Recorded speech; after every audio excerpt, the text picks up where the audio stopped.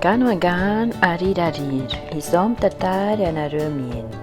Ilay ombivavy sy ilay lambovavy. Taloha nisy ombivavy sy lambovavy izay niara-mipetraka teo an-dohasaha mangina iray. Indray andro dia niara-niteraka izy ireo ary samy niara nahazo taranaka. Hoy ilay lambovavy izay tia mirehare mantsy tia namany hoe: jereo fa tena mamokatra be aho sady ambinina be, fa nahazo zanaka maro be no sady mbola tsara endrika lavitra noho ianao.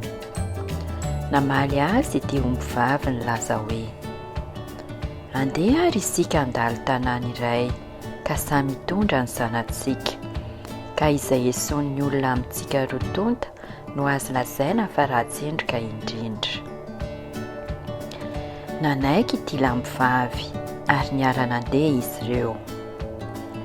Ilay ombivavy hono no nandeha voalohany nanivatsiva ny tanàna. Raha nahita azy ireo mponina tao an-tanàna dia lobava hoe: hoay, tia tsara n'ilay ombivavy. Jereo koa anie ity ombikely zanany fa tena mahafatifaty mihitsy e. Nahazo dera sitraka maro be mihitsy n'ilay ombivavy. Nandeha indray ary ity lambovavy, saingy vao nahita azy ireo mponina tao an-tanàna dia nioraka hoe: ay, tena mba ratsy kosa ny lambo izany.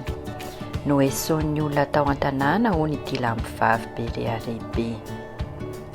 Nanomboka tamin'izay andro izay dia miondrikondrika foana hono ny lambo sy ny taranany, satria menatra mafy izy ireo tamin'ireo heso nataon'ny olona momba azy.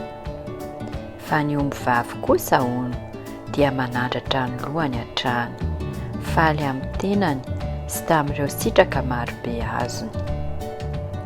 Angano arirarira, tsy izao ny mpandainga fa Ntaolo.